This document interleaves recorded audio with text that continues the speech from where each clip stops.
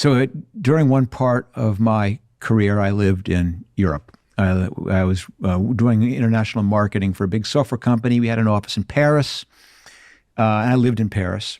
But I was meeting every week with the marketing people in our other branches. So probably 4 days out of 5, I was flying. Fly to Copenhagen one day, then I'd fly down to Milan, then I might fly to London, then I might fly to Madrid in 1 week. So I spent a lot of time at the airport. And because I'm sometimes not that organized, I'd be late. And you would find me just sprinting down the concourse in my blazer and my wool coat, trying to desperately make the plane.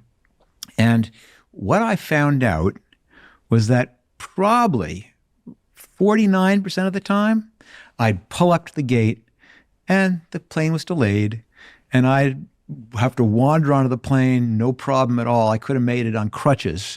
And instead, I'd sit there marinating in my sweat for another hour before the plane took off. Or the other 49% of the time, I'd come sprinting down the concourse and you'd see the plane halfway out in the runway about to take off.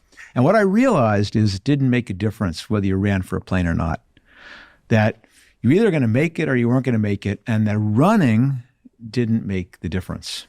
And I vowed then and there I'd never run for a plane again, and I never have. And I'm telling you that story because it's a metaphor in that so many entrepreneurs spend all this time running for planes. They are up all night polishing their deck. They're reviewing the work of people to make sure the spelling is correct. They're double checking every detail. They are working so hard. But I know from experience that it's like running for the plane. Most of the time, doesn't make a difference. You don't lose the deal at 2 o'clock that morning because you didn't check the fonts. You lost that deal 4 weeks ago when you didn't have some fundamentals right, or you just weren't the right company to begin with. No matter how hard you worked, you weren't going to change the outcome.